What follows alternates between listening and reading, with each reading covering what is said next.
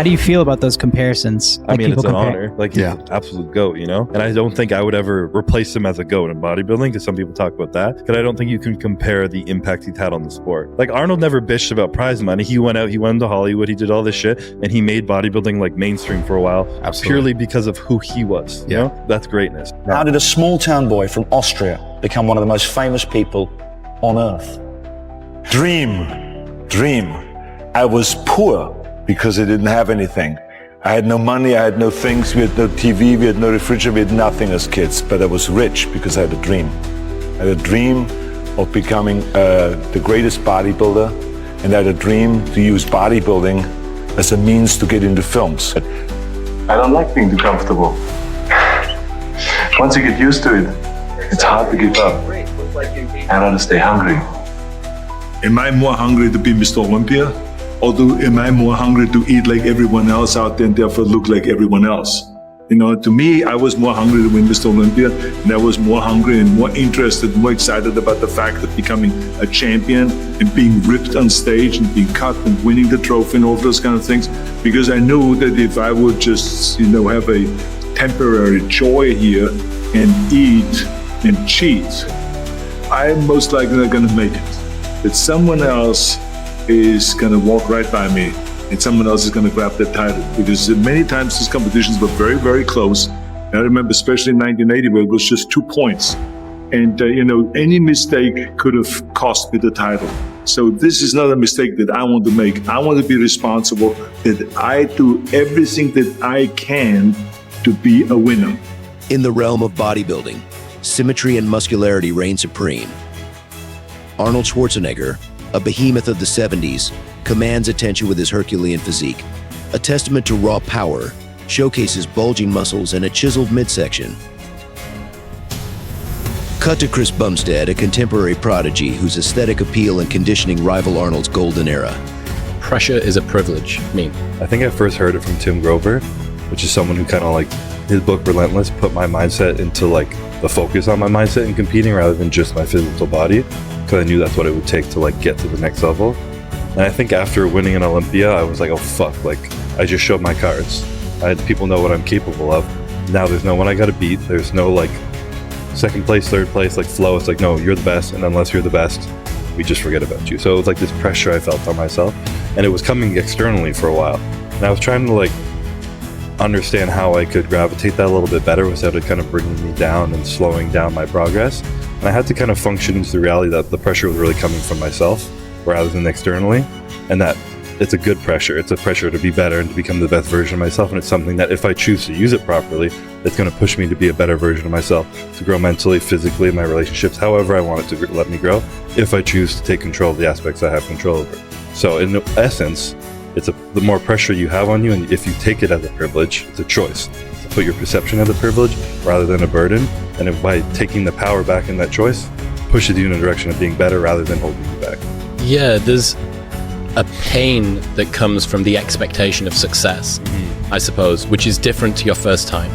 Yeah. You know, when you've got nothing to prove, you have nothing to lose. The underdog's always the funnest. Is that the way that you found it?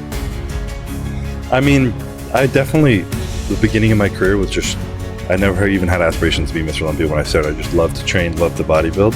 And then once I started to get that pressure on me, that started to fade a bit because I was taking in so much outside noise, and I stopped doing it for the right reasons of why I started, and just the fact that I love it and I enjoy pushing my body to the limits.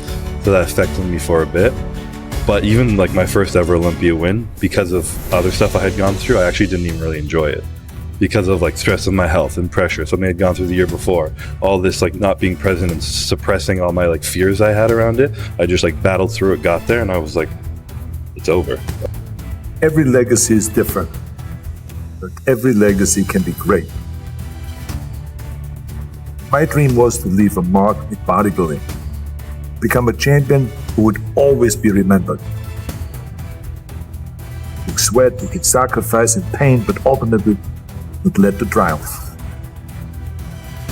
The most important thing is that you have a vision, that you have a goal. To have that vision that I want to be the greatest bodybuilder of all time, you have to have a goal. Now, it doesn't have to be that specific goal, but it has to have some goal. This is why I always recommend to people, sit down, Take your time and start thinking about why do you want to work out? And then it can be as crazy as it is. It could be, I want to impress girls. If that's your goal, so be it, but it motivates you. It could be that you're emulating a certain, bodybuilder. Have those pictures put all over the wall like I did when I was a kid. So that every day when I go to sleep, every day when I wake up, I look at those pictures and they motivate me. You need that motivation, and then therefore you have this kind of imprint in front of you all the time, and you know exactly what you're chasing. Yeah, so, I mean, I heard a quote the other day that stuck with me because it thought of me of this. It was, you don't start something because you're passionate, you stick with it because you're passionate. So I kind of just started it. I fell into it naturally. And like I said, as I started to see results and get a little bit more joy out of it, I started to become more passionate and put more effort into it. And every year since I was a child, I've become a little bit more consistent, a little bit more passionate, put a little bit more effort into it. So my discipline has continued to grow over time because I just stuck with something for a while and want to see how it went, and it just kind of tumble affected. But I definitely had some of the similar feelings, and I hear it from everybody about being a little anxious being in the gym. And it's funny, it's people will come help you to make you feel comfortable, but like you said, it can almost be demeaning, make you feel a little bit like, all right, you think I need your help? But when I was young, Right. yeah. So my dad actually had one of those old sand weights. It was like a Weeder bar with sand weights in the basement. And I remember setting up some boxes, filling them up with stuff and lying on it and trying to bench press on it, because it's hard to balance a bench press at first. Like you talked about the stability and all that, it's difficult. So I was a young kid in my basement doing that with push-ups and pull-ups, and that's really what got me into the whole weightlifting, building muscle thing. And that was purely, like I mentioned, just to get better at sports.